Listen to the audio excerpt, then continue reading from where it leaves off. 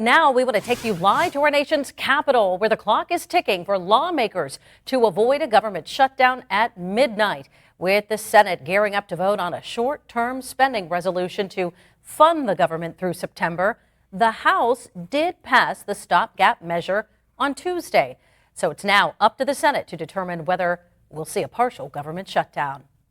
Our Washington, D.C. correspondent, Brendan Scanlon, has been following the very latest today for us. He joins us live from Capitol Hill. Good evening, Brendan.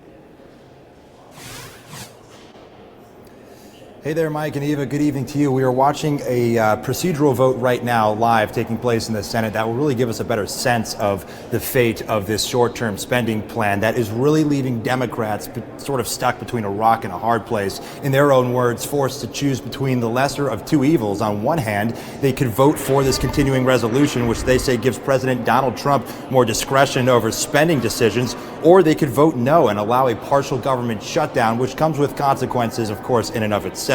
Republicans have 53 Senate seats and need 60 votes to defeat that procedural hurdle known as the Senate filibuster and pass this CR. More Democrats opened up to supporting the CR after Senate Minority Leader Chuck Schumer signaled Thursday he would support the measure, even though it was, quote, very bad in his words. The partial shutdown would furlough over 2 million government workers, and it would give the executive branch more authority, something Leader Schumer urged against when announcing his decision to support the bill this week. Schumer said supporting the measure, though not the best option, is better than a shutdown. However, many of his Democratic colleagues are not on board with his decision because they want to see more guardrails on Elon Musk's powers to downsize the government without congressional approval. There is also Democratic opposition to military spending increases and cuts to non-defense domestic programs in this CR. New York Senator Kirsten Gillibrand said Thursday she wanted to see a 30-day continuing resolution to give appropriators more time to negotiate.